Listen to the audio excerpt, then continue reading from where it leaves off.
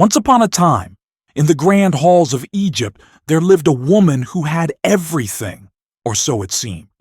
She was the wife of Potiphar, one of Pharaoh's most powerful officials. She was respected, admired, and surrounded by wealth. Servants rushed to meet her every desire, noble women whispered about her beauty, and merchants brought her the finest silks and jewels from across the land. And yet, something was missing. At first, she ignored it. She went about her days, overseeing the house, attending lavish feasts, and listening to musicians play in the evenings. But the feeling remained. She wasn't happy. She wasn't fulfilled. And then he arrived, a Hebrew slave, young, strong, different from the others, Joseph. She first noticed him when he was working in the courtyard. His sleeves were rolled up, his arms tense with labor, his face focused. Unlike the other slaves, who avoided eye contact, who obeyed out of fear, Joseph carried himself differently. He had a presence, a confidence, and something else, something she couldn't quite place. One evening, as she passed by, she overheard two servants whispering near the entrance. "Potiphar has placed the Hebrew in charge of everything," one muttered.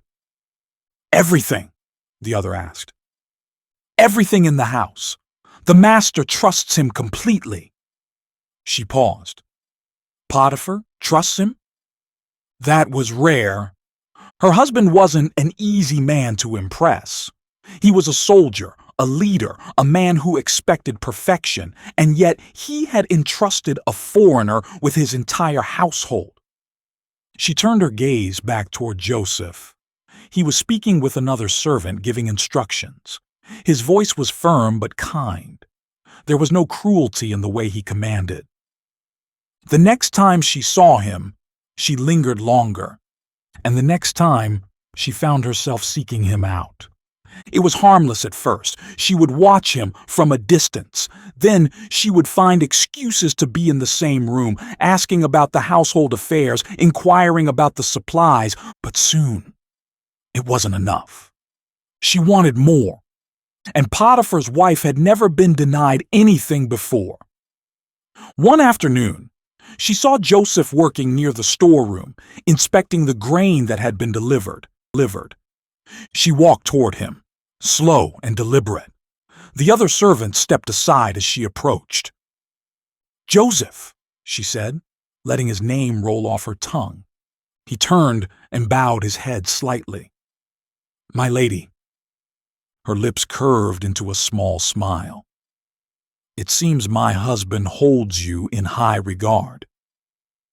"I serve to the best of my ability," Joseph replied, his tone respectful but distant.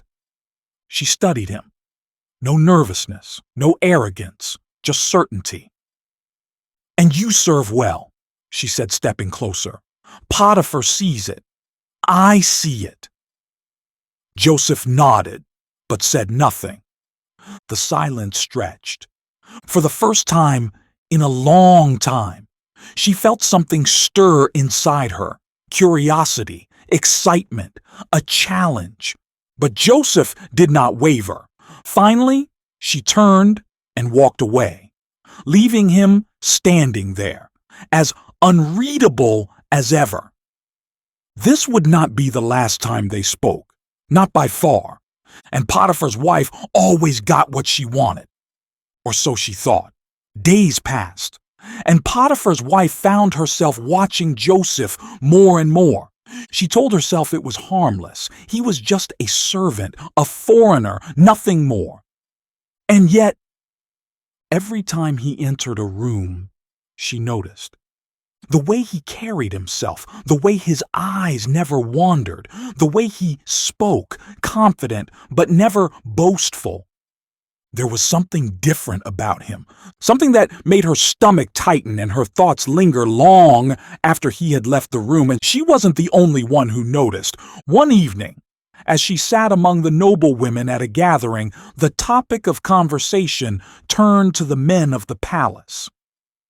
The soldiers are strong, one woman mused, sipping her wine, but they are also arrogant.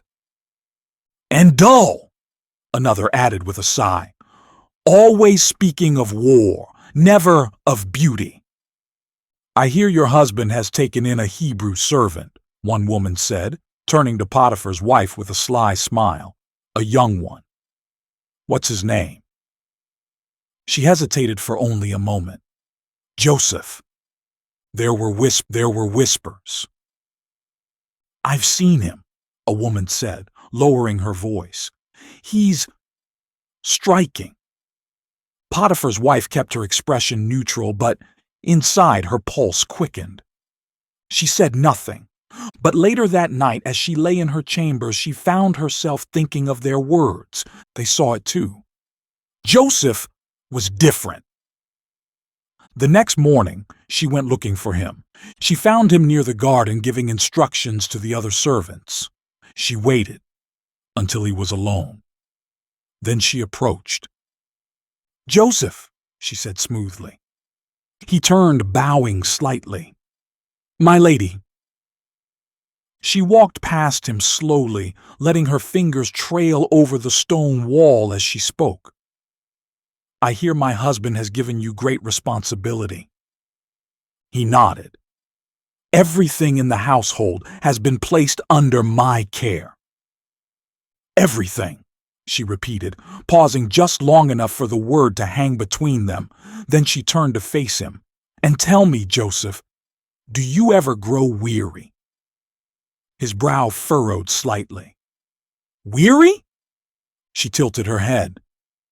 All this work, all these duties, do you never long for more? His gaze was unreadable. He knew what she was doing, but he remained calm. My service is to my master, he said simply, and to God. She blinked. To God!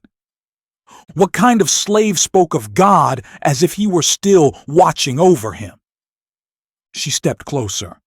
And does your God not wish for you to be happy? Joseph didn't move, didn't falter. My God has given me all that I need, he said, his voice steady. I will not betray him.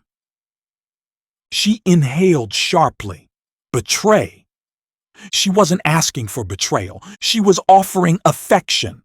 She was offering herself. And he was refusing her? A slow anger burned in her chest. You are a servant, she reminded him, her voice softer now, but dangerous. You belong to this house, to me. Joseph met her gaze. I belong to God. She stiffened. His rejection stung more than she wanted to admit. She could have any man she wanted. She had seen the way the Egyptian nobles looked at her. Yet this Hebrew slave resisted her? She wasn't used to being denied, and she wasn't about to stop now. This was only the beginning. The days passed, but Potiphar's wife couldn't forget Joseph's words. She had given him a chance, a way out of his dull servant's life, and he had turned her down. It shouldn't have bothered her, but it did. It wasn't just about desire anymore, it was about power. No man had ever denied her before, not the young Egyptian officers who passed through the estate stealing glances at her, not the noblemen at the royal banquets whispering empty praises into her ear, but Joseph, a slave? He thought he was above her? Number. She wouldn't let him ignore her, and so she began playing a game. She made sure he noticed her. She walked through the halls when she knew he was near, her silk robe swaying behind her. She called for him often, summoning him to speak of household matters that did not need his attention. At first Joseph remained polite but distant, but she saw the way his muscles tensed whenever she spoke, the way his jaw tightened when she came too close. He wasn't unaffected. He was avoiding her, and that only made her more determined. One evening, as Joseph worked in the courtyard, she approached him. This time, There were no servants nearby. The air was thick with the scent of jasmine, the distant sound of water trickling from the stone fountains. "Joseph!" she called, her voice smooth. He turned, his expression unreadable. But she saw the way his hands clenched. "My lady," he said, bowing slightly. She stepped closer, pretending to admire the tapestries hanging nearby. "I was thinking, you must be lonely." Joseph said nothing. "You are always working, always moving, never resting," she continued, tilting her head.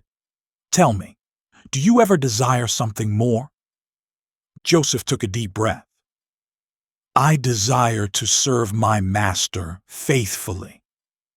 She laughed softly. She laughed softly. "So serious.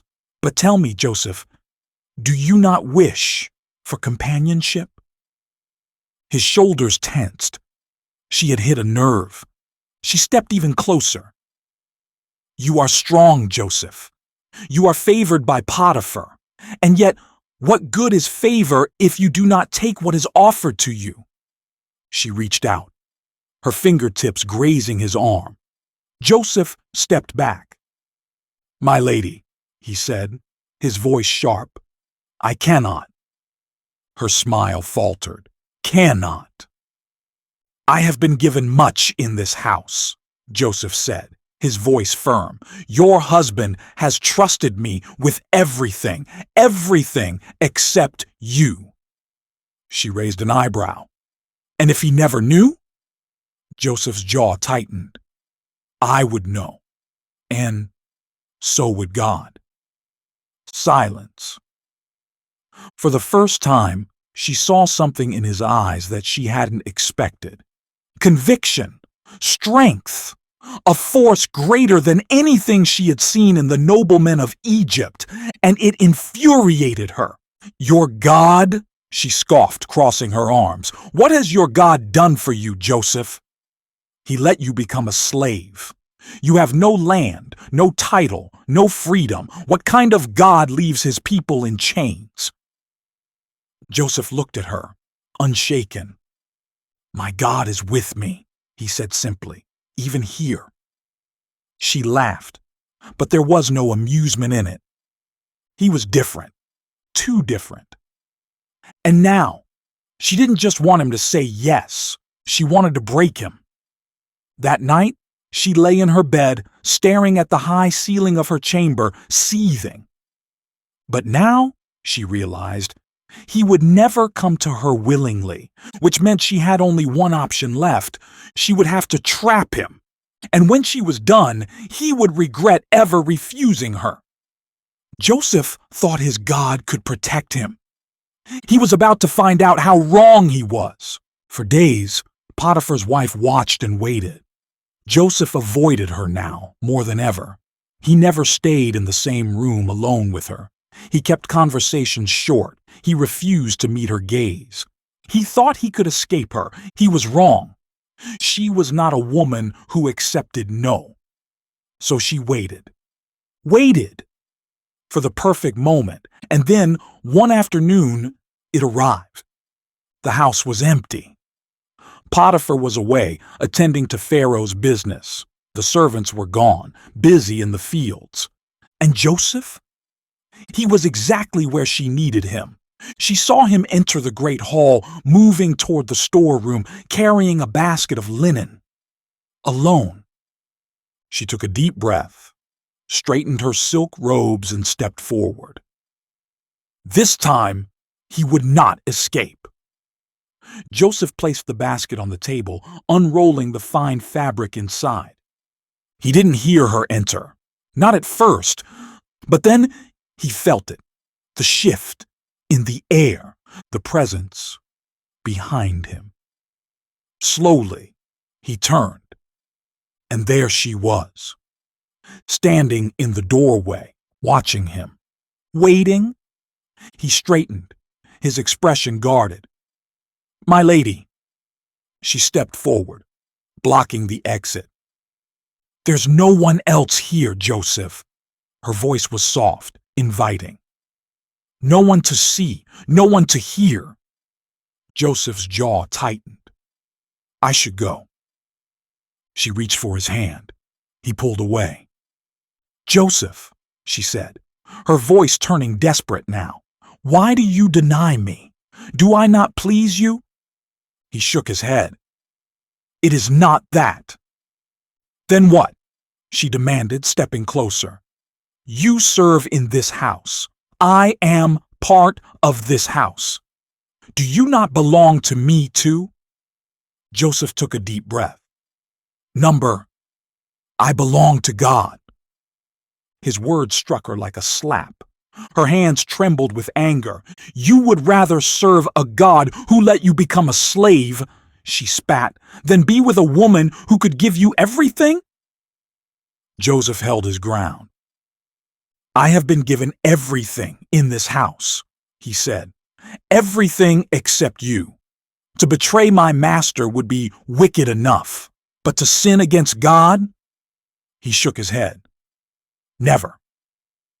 Silence filled the room. Potiphar's wife stared at him, her breath heavy.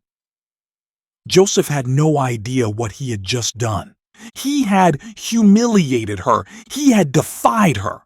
And now he was going to pay for it. Her face darkened. If you will not come to me, she whispered, then you will not leave me. Before he could react, she grabbed his cloak. Joseph's breath caught.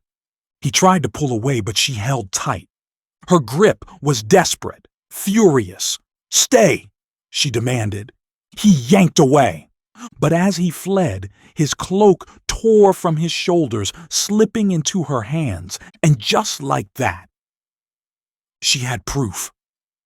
The moment Joseph disappeared, Potiphar's wife let out a scream, a loud, piercing cry that echoed through the halls. The servants came running. She clutched the torn cloak to her chest, her face pale, her body shaking. That Hebrew slave, she gasped, her voice raw with false terror. He tried to take me. He came into my room. He tried to force himself on me. The servants gasped. She held up the cloak. But when I screamed, he ran. He left this behind. Gasps turned into whispers. The Hebrew, the one Potiphar trusted, the one who thought himself above them all. The whispers spread like fire, and when Potiphar returned that night, she was ready. Potiphar's wife stood before her husband, the torn cloak trembling in her hands. Her voice shook with anger, with betrayal. That slave you brought into our home, she said, her eyes filled with false tears. He tried to take advantage of me. Potiphar froze. Joseph? Joseph, who had never once failed him? He turned to Joseph, who stood silent, his head bowed, not pleading, not begging, just waiting. Potiphar's wife stepped closer, her voice low. He disgraced me. Potiphar's hands curled into fists. He had given everything to Joseph, and this was how he repaid him? His face burned with rage. Take him! The guards seized Joseph's arms. Potiphar's wife watched as they dragged him away. Joseph didn't fight. He didn't say a word. His eyes met hers for a brief moment, just a moment, and she saw something she didn't expect. Pity, as if he knew, and that look haunted her more than anything else. The house was quiet after Joseph was taken, too quiet. Potiphar's wife sat in her chamber, staring at the cloak still clutched in her hands. The fabric was torn, proof of the story she had told, a lie. But no one would ever know. The whispers had already spread through the household, through the streets, through the noble courts. Joseph, the Hebrew slave, The one her husband had trusted had tried to violate her, and now he was in Pharaoh's prison. Gone, forgotten. So why did she feel so hollow? She thought his absence would bring her satisfaction. She had expected to feel powerful again, in control, victorious. But instead, all she felt was emptiness. She thought she would sleep easier knowing Joseph would never look at her again with those eyes that had seen right through her. But that night, she tossed and turned. His last look still burned into her mind. He hadn't begged. He hadn't even tried to defend himself. As if he had already accepted what would happen. As if he had known God would have the final say. Days passed. Potiphar did not speak of Joseph. At first she expected her husband to be furious, to come home ranting about the disgrace Joseph had brought to his house. But he said nothing. She watched him closely, and then, one night, she finally saw it. Potiphar wasn't angry. He was troubled. She caught him sitting alone, his face shadowed with doubt. Her stomach tightened. Could he sense the truth? Did he wonder if she had lied? She had given him no choice. His pride wouldn't allow him to question her accusation, but deep down, did he know? The thought unsettled her. For the first time, she realized Joseph had been more than just a slave to him. Potiphar had trusted him. And now, that trust was broken. Not by Joseph, by her, and she had to live with it. The weeks dragged on, but the house was not the same. Potiphar was distant. The servants were careful around her. Their eyes lingered too long. The ones who once envied her now whispered behind her back. She had expected pity, sympathy. Instead, she found herself lonelier than before, and worse. Joseph still haunted her. One evening, as she walked through the garden, she overheard servants talking near the gate. She paused, hidden behind the tall vines, listening. The Hebrew is alive. Her breath caught. Joseph? In Pharaoh's prison. He hasn't been executed. She pressed a hand to her chest. Joseph was still alive after everything?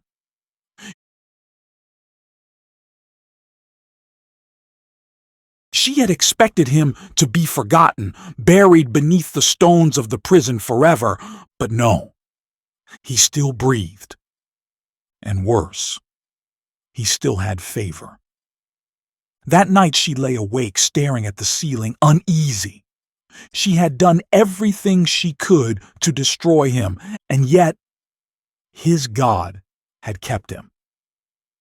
Her heart twisted with frustration. What kind of God watches over a slave? What kind of God lets an accused servant live while she, the wife of a nobleman, was the one suffering? It made no sense. But no matter how much she tried to push the thought away, one thing remained clear. She had lost. Joseph was still standing, and deep down, she feared he wasn't finished yet. Days turned to weeks, weeks turned to months, and still Joseph lived. Potiphar's wife had expected him to fade into nothing, just another forgotten prisoner lost beneath Pharaoh's kingdom.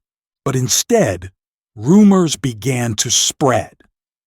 She heard the whispers in the halls. Servants spoke in hushed voices, careful not to be overheard. Joseph interprets dreams. He told a prisoner his future, and it happened just as he said. They say he has the favor of the gods. Her blood ran cold. Favor. Again. How? How could a man thrown into disgrace, a man she had personally ruined, still be standing? She tried to push it away. She distracted herself with feasts, with gifts, with idle gossip. But nothing filled the hollow space inside her, because deep down, she knew. She had not defeated him. She had not broken him. And worse, his story wasn't over. One day as she walked through the marketplace, she overheard something that stopped her in her tracks. A merchant, speaking in an urgent whisper, the Hebrew. He's been called before Pharaoh. Her heart hammered. A prisoner? Before Pharaoh? He interpreted Pharaoh's dream, told him there would be 7 years of plenty, followed by 7 years of famine. Her breath caught, and then the words that shattered everything she thought she knew. Pharaoh made him governor. Joseph. Governor. Her fingers curled into fists. He had gone from a slave to a ruler. It wasn't possible. And yet, she knew it was, because Joseph was not like other men, because his God was not like other gods. That night she stood at the window of her chamber, staring out over the city. Somewhere, Joseph now walked among the nobles, wearing the very garments of power she had once mocked him for never having. She had tried to destroy him, but his God had lifted him higher than she could have ever imagined. And now he was untouchable. She had been the one with power once. She had been the one with control. And yet, in the end, Joseph had won. The years passed, but Potiphar's wife never forgot. She never forgot the look on Joseph's face when he refused her. She never forgot the weight of his cloak in her hands as she screamed her lie. She never forgot the moment she realized she had lost. Not because she was punished, not because she was exposed, but because her lie did not destroy him. It made him stronger. And now, the Hebrew slave she had tried to crush sat at Pharaoh's right hand. A ruler, a governor, a man with power greater than even her husband. Her name was no longer spoken in the streets, but his was. She heard the people praising him. She heard the merchants speaking of his wisdom, his justice. And she knew Joseph had become what she could never be, a person truly favored.